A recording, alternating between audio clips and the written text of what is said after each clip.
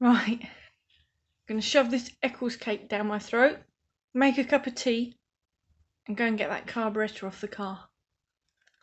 Open with the broom on the on the passenger side, so I can get to the driver's side better without knocking the broom. So this is the culprit, HD6 Carburettor, I believe. Correct me if I'm wrong, I'm pretty sure that's what it is. I've ordered the bloody kit for it, hopefully it's right. So to get it off the car, I'm going to mount my little camera so you can watch me do it. What have we got? I've never taken the carburettor off a P4 before. P4 before? No, it's not a 4 before. Looks like we've got the standard 4 nuts, one there, and then 2 the other side. This return spring can come off. What else we got? We got the vacuum pipe. That can come off. And I think I'll work out how to get this accelerator linkage off. And also get the choke cable out of there as well. So that'll be fun. I'll switch to my little camera. Right, so there's a little lock nut and a flathead screwdriver to slacken the cable for the choke. So you hold the lock nut, or you sort of undo the lock nut a bit, then hold it and undo the screw, and that frees off the cable. Then there's another little lock nut that sort of just holds the outer cable shroud in there. So just loosen that off and you should be able to pull that choke cable out of there. And I do apologise, I didn't get to record me taking the air filter off. There's just 2 nuts and bolts that hold the trumpet part onto the carburettor.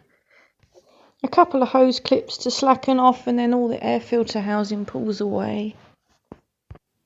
So here I'm undoing the accelerator linkage. I can't remember the size of the spanner and the socket, but they're very small. Just slacken the nut and bolt nearest the carburettor on that linkage, and then the linkage just sort of pushes away and comes off of the carburettor. And if you're anything like me, you'll drop the nut and bolt on the floor and not realise until you come to put it back together. So just slacken the nut off for the vacuum advance pipe, and then that pulls out the way. Should be easy enough to work out how to get the return spring off. It will just unhook and probably spring off and disappear somewhere. I'd like to apologise for the flickering light.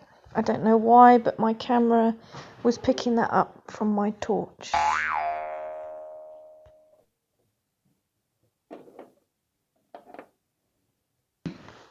And now the long boring part of slackening all 4 of these nuts off. It's quite easy with all of the air filter bowl and everything out the way. It's a bit harder if you've still got the air filter bowl fitted. So if you can get the trumpet housing and the bowl out the way, you'll have more room.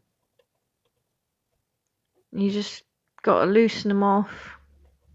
Try not to drop the little nuts and the washers. I did. It's alright, you pick them up again, didn't you?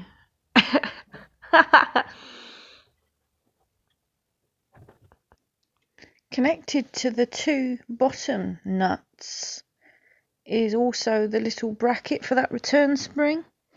So just keep that somewhere safe. There you are. When you take that off. I painted mine while it was off because it was all rusty. The other thing I didn't mention was you have to undo the sort of banjo pipe off of the fuel sediment bowl. The pipe that goes from the fuel sediment bowl on the inner wing, which I haven't got on the car at the moment. The pipe to the float bowl needs to be removed so you can get the carb off as well.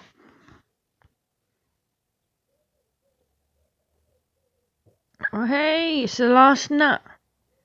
There she is. We've got lift off. Ta-da! Now there's something really important here. In this old gasket there's a 5th hole, which you'll just about see. So on the inlet there's a hole, and it's very important because that hole is for the idle mixture to get through, so it actually idles. So just bear in mind when you go to fit the new gasket, make sure it's got the 5th hole, because I forgot that and my car wouldn't run. Check that spacer doesn't want to come off, because sometimes you've got to replace the gasket for that as well. There's the old carb on the kitchen table. The service kit supplied by SU. Not all the components from the kit are required. You don't need to use them all. I didn't bother changing the seals in the spindle for the throttle. They seemed okay. And there he is back in the car. Keep your eyes peeled, as I should be doing a little video of the actual carb rebuild. Hopefully that'll interest some of you. Thanks for watching. Bye.